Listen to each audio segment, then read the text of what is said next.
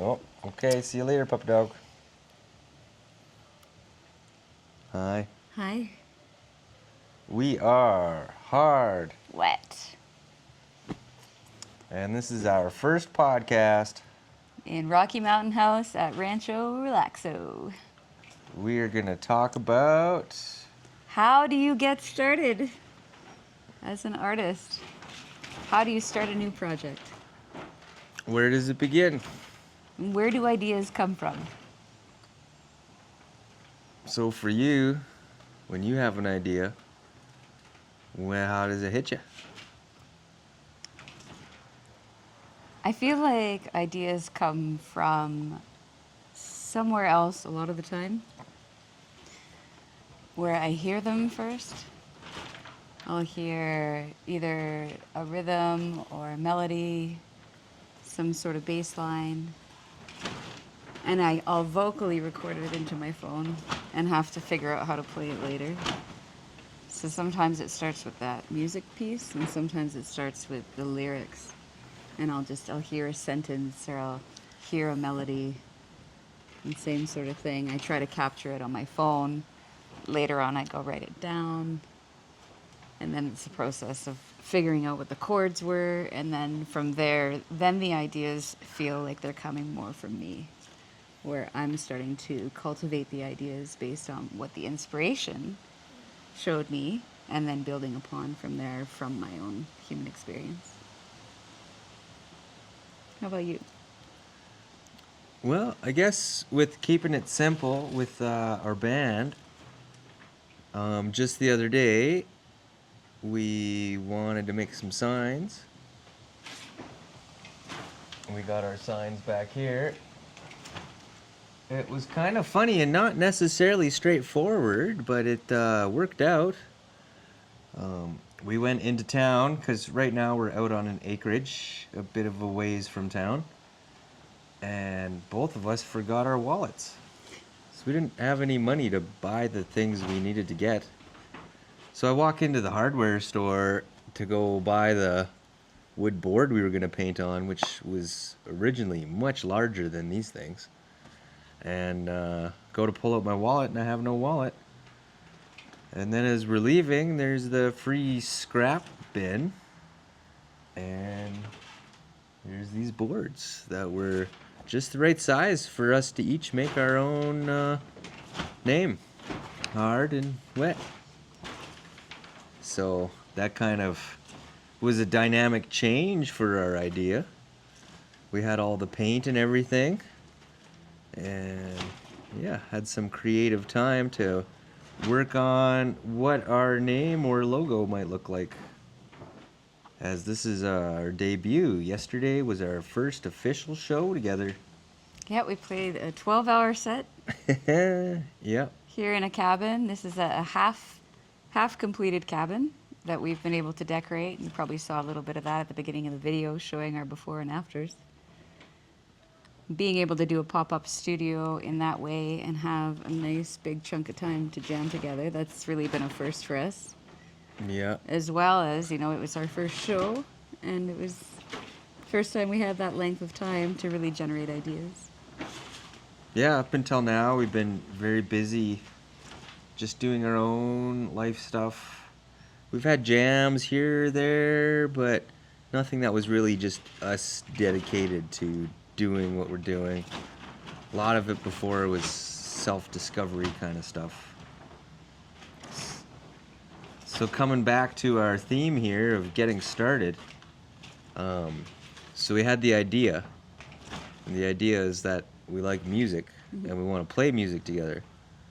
Our name came from what we make each other feel like. When I hang out with you, I'm pretty hard. Yeah, I get pretty wet. And that's part of it too, right? Is coming up with something that is representative of how we want to show up as musicians when we combine our gifts together. We're looking to inspire people to do it themselves, but also to just let loose and work with the tongue-in-cheek sort of things and just be silly and ridiculous because things are so serious all the time. Yeah. So coming up with Hard Wet was a way for us to, we knew we wanted to work together. We know we want to travel in the future. And we're both big fans of improv. So this 12-hour set that we did yesterday was exemplary in the fact that we can set up a pop-up studio and also have people come into the mix. Right? Come and play on the different instruments and try them out and get a taste of what it's like to do music in this way. Because I feel like that's something that we're doing that's very different with Hard Wet, is we're not creating songs that we're going to play the same time over and over again. You'll never hear the same song twice, sort of thing. Yeah. Yeah, I feel like as we build an audience, there might be some songs. Although part of the traveling aspect is really pulling in the local talent, what inspires you in that area. That's part of the reason I want to travel, is just to see it all. Like, the rock band kind of became the most famous thing out there for a while. And that was just a vocalist, a guitarist, a drummer, and a bassist. Maybe you had a piano player in there. But it's like, in a world where we have hundreds of thousands of instruments out there, how did these 5 be the only ones anyone ever paid attention to? So yeah, I'd love to. It might take a while, but go around the world and play all those instruments. Get my hands on everything. Right? Be inspired.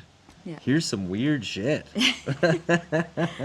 Yeah, and that first question that you asked me about, like, where does the inspiration come from? I think that's something that's very alive in everything that we're doing. Mm-hmm. Right? Where we'd like to go to take things on the road. We're working towards getting a small compact studio so that we can just maybe hike into the woods somewhere and randomly lay down some tracks. Yeah.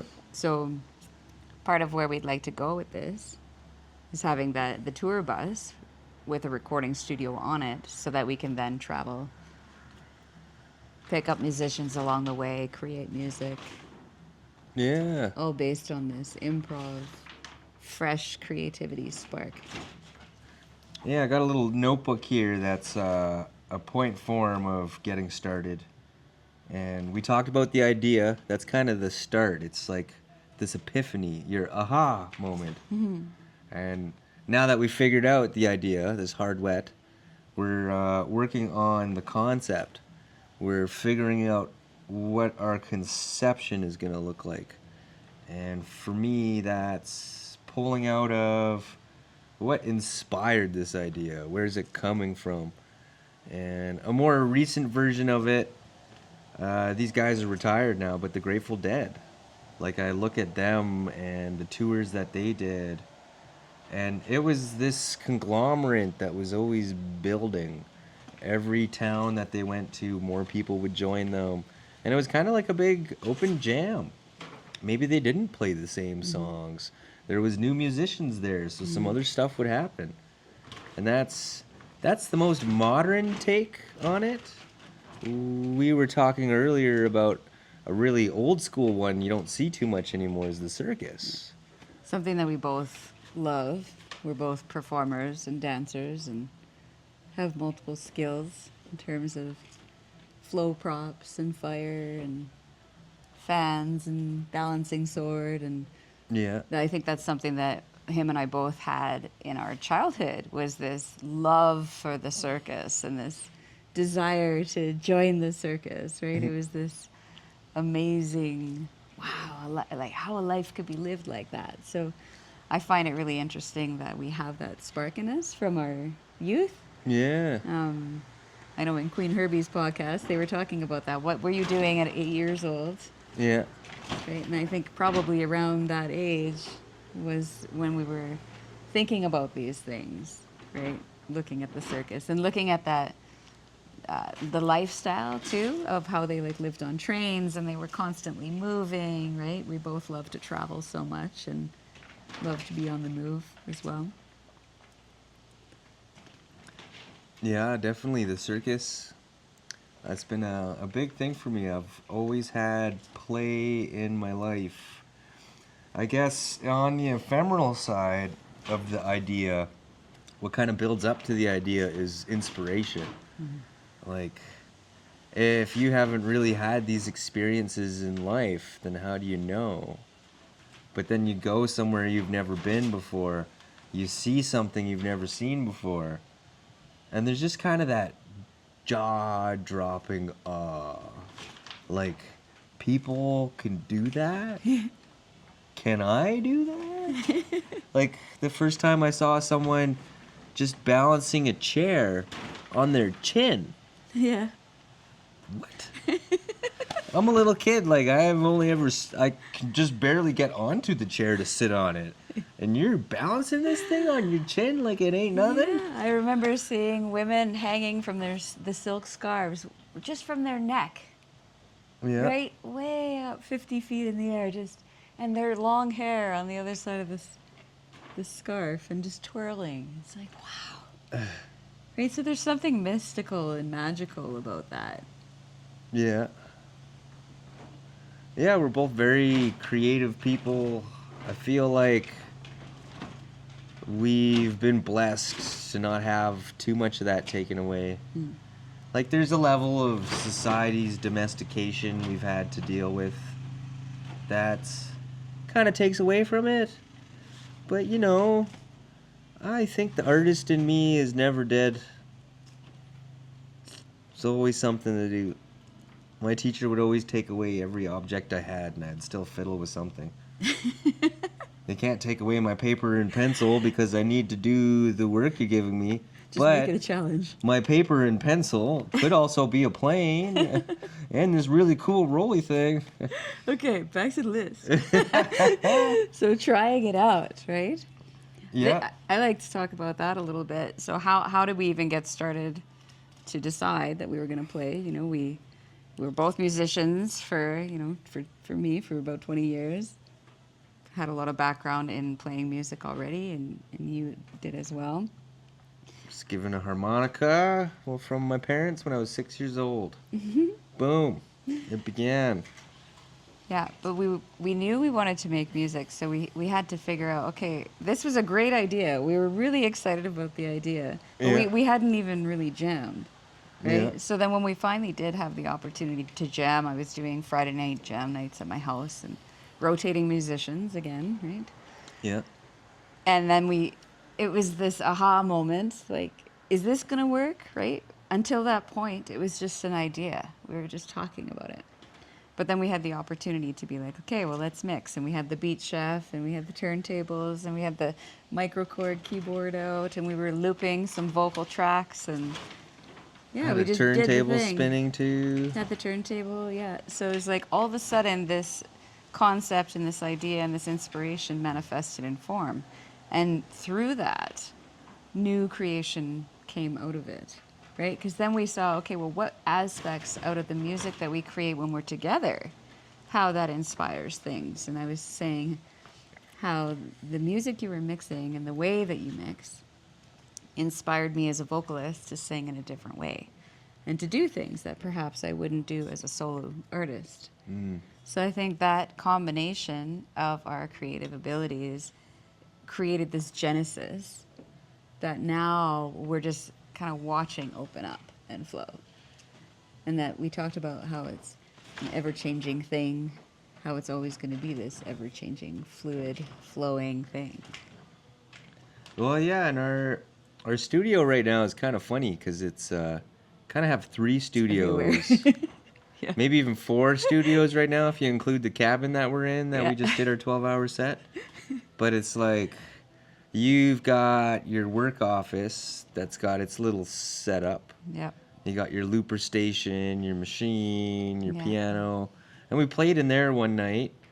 And then we have a more acoustic area in her living room. She's got a nice piano, a harp, a bunch of singing bowls.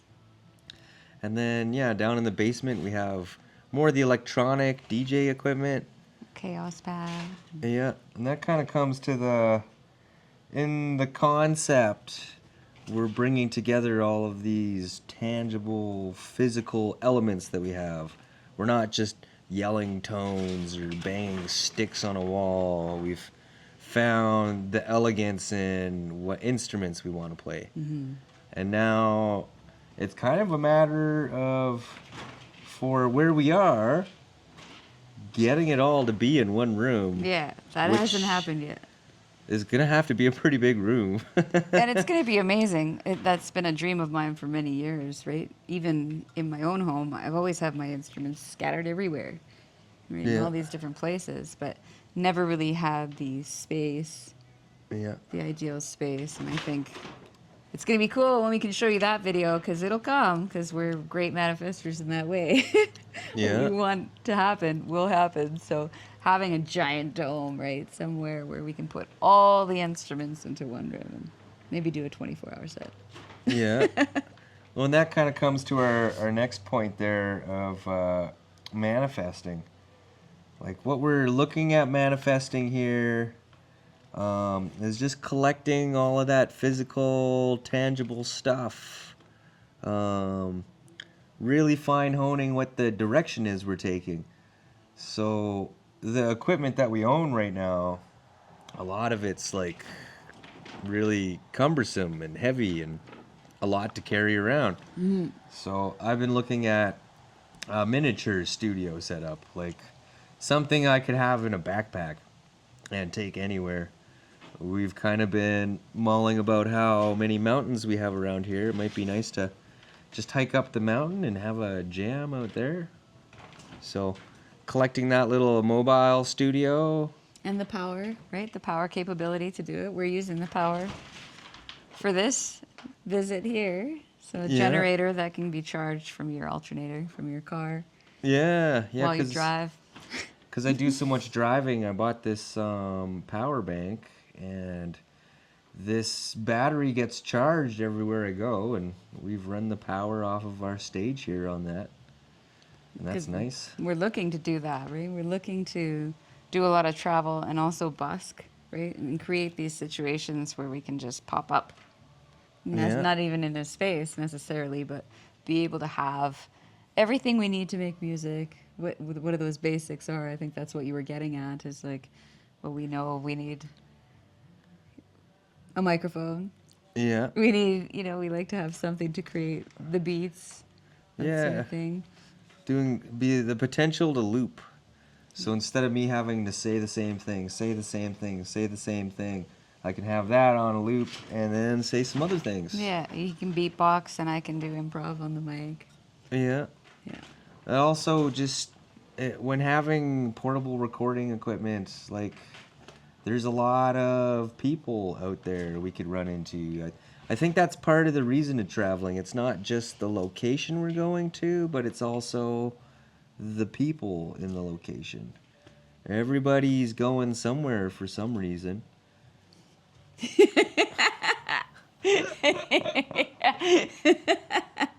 That's awesome. Yeah, and so traveling to locations, right? This is something that we've talked about. Like Canada, we've done the festival circuit in Canada a lot. We've been doing a lot of different festivals and performing, and so we feel like there's a new way showing up for us that we haven't seen in terms of music. So where are the people, and maybe you're one of them, Hey, that's you. that is doing music in this way, right? Where it's predominantly improv, right? It's arising from a creative space, right? The mind doesn't get too involved in the music that we're creating, Yeah. right? It's just intuition. It's all the experience of us as musicians tying into play. But we're not, putting aside this time to create this thing to then show up with it being very, right, in a Yeah. box. So I think that's something that we're developing that's very unique, is this music without borders sort of concept. Yeah, I'm working right now on a nonprofit called Free Beats. And for me, I want to be able to offer everything I've learned and equipment and new stuff to people who don't really know it exists. I think it comes back to when we were talking about the circus and just the awe, the inspiration. I feel like there's a lot of people out there who want to get into something creative. Maybe they want to play music. It's just they might not have that offer or might not even know that exists. So if I'm just walking down the street or Hard Wet's tour bus is going somewhere and we just pull over because it looks like there's a nice vibe here, just start playing music, some people come up off of the street, suddenly we're making some tracks, cutting out a new album for them. Maybe they'll become the next new famous thing online. And that's part of it, right? So last night after our jam here, Yeah.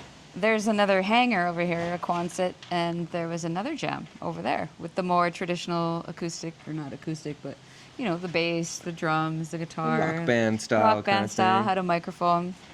And there wasn't a vocalist on stage, so I went up there. And there's, just a young girl. She's 12 years old, just learning how to play drums. So All the other drummers are gone. all the other drummers are gone. Just the day before, they told her she could probably drum, and here she was. She drummed for hours, I think. She was doing awesome. And it's her first time drumming, and she just didn't stop. Yeah. And so I brought in the audience interaction, right? Because I'm just going to go up there, I'm going to sing. The microphone's empty, right? Let's get on there. And started asking people in the audience. I like to work with themes. So it's just give me a word. And then that gives me something to go off on in terms of my creative spark. And then, maybe it's give me 3 words. And then I have to combine them. And so getting the people to give me those words is really cool. And then getting that young girl drummer, I said, you're going to drum a song. What do you want me to sing about? Like, she wanted me to sing about purple, right? Yeah. And I love that challenge as a musician. People are like, sing about Smarties, right? It's just like, okay, right? I don't know, it really fuels me to have that challenge as a musician. I think that definitely was not always there for me at all, right? It took a long time and a lot of practice and a lot of shows before I felt like I could just pick up the microphone and hit a note that actually resonates with the one I'm listening to, or be able to like speak from my mind in a way where it was, fluid. And kind of went off on a tangent there. We'll do that. Yeah, that's a good tangent. Well, that kind of... Segue. That's right after our manifestation is getting started, which is the theme here. And that's kind of where she was at. And it's nice in the youth. Sometimes it doesn't have to be that complicated. You could talk about it and literally right after talking about it, just start doing it. Just start doing it. Yeah, courage, right? Yeah, being courageous, making it happen. Letting your ego go, right? Not being, we were saying how fear, right, stops people. The fear of failure, or you create something, you spend so many hours, and then you throw it out there to the universe, and you get like 2 likes or something. Yeah. Yeah, I think a funny one for me right now is like I'm getting a lot more new complex equipment because in this day and age there's new technology coming out every day. And yeah, you've seen in the studio, I got a bunch of stuff I've bought and I kind of played with it for a minute, but it's a lot to figure out. Yeah. MIDI mapping bouncy balls, like synthesizers that hook up to plants. Yeah. It's cool to have all of that stuff running, but whoa, it's a lot to figure out. Yeah. Sometimes I get frustrated and I just turn around and I play on my hand drum because my hand Right? drum doesn't need electricity. Yeah. I can just hit it. That's up. I've gone through that a lot myself as well. So it's always nice to have acoustic instruments to fall back on. Right? Yeah. I got the machine studio. It's just like there's always so many options. You'll like, am I ever even gonna get to this? Right? Yeah. And maybe that's why it's like I think both of us are able to scratch the surface on pretty much any instrument. I know for me, I can't play reed instruments at all. And the violin is definitely challenging. He just got a violin, so. But for the most part, I think that both of us can kind of just give it a go on anything we pick up and make a little tune or a little ditty. Yeah. Yeah. Yeah, it was like one of the first times I went to your house, you pulled out that flute. I'm like, oh, I can't play flute. And then I started doing this, like, tribal kind of beat on a jazz flute. Yeah. I'm like, okay, I can't play it traditionally, Right. but I can make these other noises. And I think that's part of it. So, like, people don't get started because they're afraid of letting go. Yeah. They're maybe not playing enough. Well, in this day and age, like, it's a little overwhelming and daunting. You know, you discover something new, and you're like, oh, wow, I think I'm good at this. And then you go and watch a video online, and here's some dude who's doing that, but, like, 3 times as much and balancing on something and doing something else at the same time. Meanwhile, you're like, oh, I thought I was good because I could do it with the one thing. Right. And it's kind of, it's like the deer caught in the headlights kind of thing. It's a little scary or numbing. You're like, well, if there's already people that good, do I even need to do this? Right?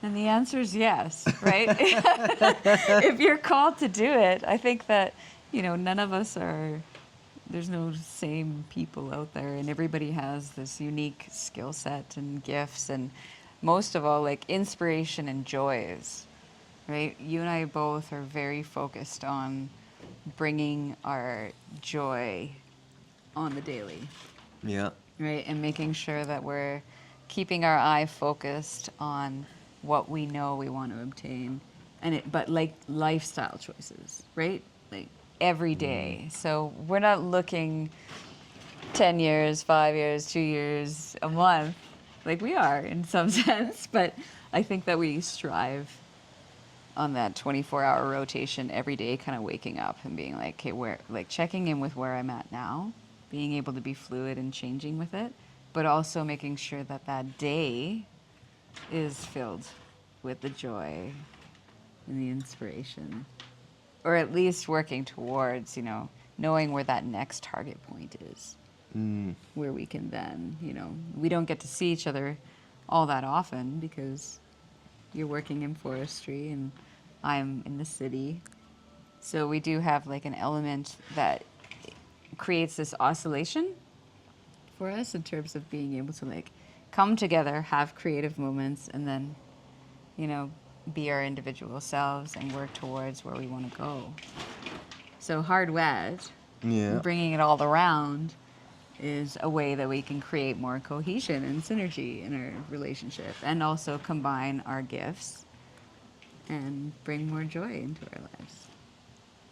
Yeah, because I guess ultimately, like, this creative space of making hard wet, we're trying to find a way where we as artists can create this as a full-time thing.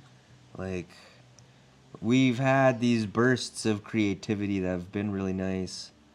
Although, with how we live our lives, it hasn't been sustainable. And it's one of these things where I can go out to a show and I can have a good time and I can make some money, but it's like, am I going to have my groceries today? Or am I going to have a place to live? It's not really like paying all of the bills. So both you and I have other endeavors that we've been working towards. I am working on a rather large project right now that's taking me several years called Cultured Art. And for me, it's a knowledge space where I want to help other artists. There's a lot of artists out there who are really amazing at what they do, but they just don't know how to put themselves out there. And I actually had a Uncle Sam version of me made. I'll have to bring it to one of our other podcasts we'll do. But it's me and all of my colorful stuff doing the Uncle Sam. We want you to make us art. And we want to make art with you. Yeah. Yeah, because we've got a bit of a bigger time thing here. Both of us have been following together now for a year. Almost full year coming up soon. The 13 moon calendar. This is a gift from the Mayans. And they believe that our life is based around the equation time in brackets effort equals art. And that's what our existence is based on. So a lot of our society, the Gregorian calendar, like that's based on time equals money. Mm-hmm. But it's so cut and dry. Like, sure, I gotta pay my bills, and I'm not a full-time creative because of that. But that's kind of our purpose of what we're doing here right now. We're stepping back into our creative, expressive selves and reaching out there to the world in this beautiful thing we call the internet. To see if we can be full-time creatives. Can and will. Yeah, so join us on this journey. Yeah. We're gonna find our people. There's billions of us out there.